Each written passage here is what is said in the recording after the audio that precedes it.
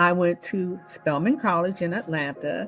It's one of the historically Black universities and colleges. And in 1989, I found St. Thomas Medical Hospital School of Nursing. It's a 2-year diploma program.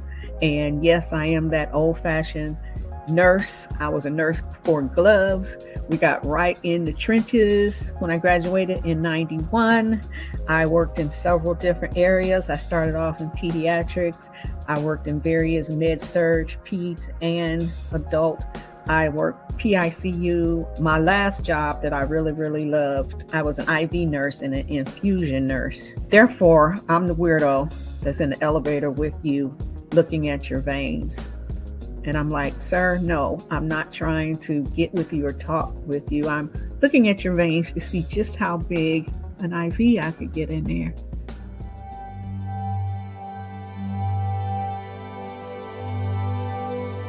I was diagnosed with seizure activity, so I stopped my nursing because I was doing home infusion and could no longer drive. And after doing that, the big COVID came and we were all in quarantine. So while in quarantine, I played a lot on the internet, and it's like, don't judge me because you did too. Anyway, I discovered cannabis nursing. I had never heard about cannabis nursing in my 31 years. I found out that there is a lack of cannabis nursing that is specializing in the urban setting. Cannabis in the Black and brown communities, it has a long and troubled history. Before it became illegal, it was used in all types of medications. It actually became illegal once prohibition started and the government didn't have anything else to mess with. So they started with, marijuana. They said that the Mexicans were bringing it across the border and the Black blues and jazz musicians were using it, and it was going to cause the mixture of the races, and Black and brown people would be, raping the white women, etc. Just really, really bad stuff. And they had that movie, The Reefer Madness, because marijuana was going to drive people crazy. There are a lot of places where it's still not legal, as you know, and then the places where it is legal for recreational and medical use. There are stereotypes and biases. One of the things is that it's a criminal activity that's very problematic in the Black and brown communities because there are more Black and brown people who are incarcerated for drug offenses than there are anyone else. There also is the problem of that it's sinful. According to our churches, it's low class. The ones who take it are lazy, and the only reason they're doing it is to get high, even the people who do it for medical reasons. Now, there are some high profile people who use cannabis. You have Cheech and Chong, but people think of them as your average stoner hippies. And then there is Bob Marley.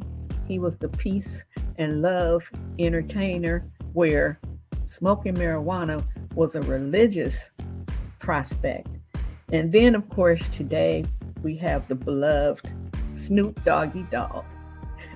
Everyone loves him. When he first came out, he was just considered a gang banger, a gang rapper, and just an all-out bad guy. He's actually a member of a gang. He's a Crip, and he represents that. He doesn't care. But ever since he got with Martha Stewart, he's all right now. He actually wore his gang colors at the Super Bowl halftime, and they got film of him. He smoked some ganja just before he went on. So, while taking classes and participating in things like this, I realized that my subject actually belonged to me.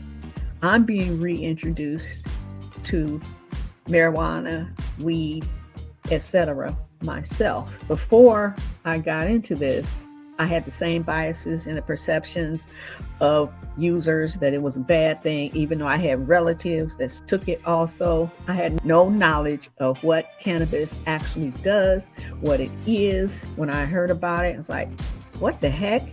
the endocannabinoids, and it does what? And never in my 31 years had I heard about cannabis actually being something good and being able to be used in something good. The history of cannabis is mired in racism, but marijuana can help seizures, which I'm very interested in cancer, and in PTSD.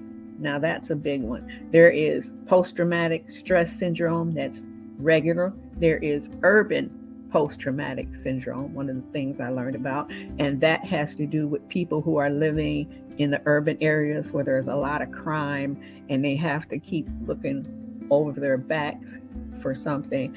And also there's racially based trauma, which is just being traumatized from just dealing with all the racism that you have to deal with being Black or brown. Just the fact that we have to teach our sons that when that red or blue light comes behind you, drive into a well-lit place and keep your hands at 10 and 2.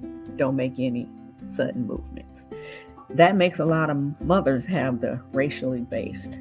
The one thing that we can do about it is to educate, to get out there, get your butt out in the trenches.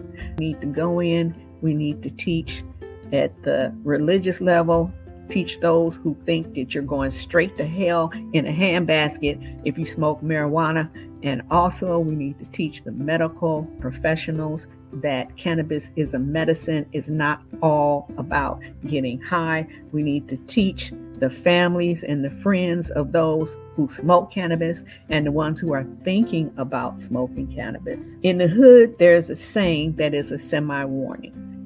And the saying is, you better put some respect on my name. Let's put some respect on the name of cannabis, just like the business community does when it's time to cash those checks and write those checks out.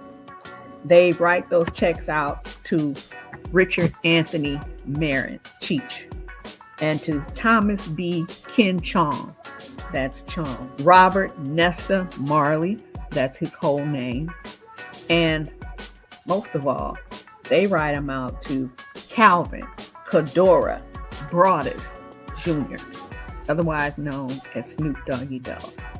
So that's what I'm saying, is that we need to get into the hoods and teach about what's been going on for decades. We've been medicating ourselves to deal with our trauma. I thank you for listening. And like I said, let's get out in the trenches with our masks and our gloves. Thank you.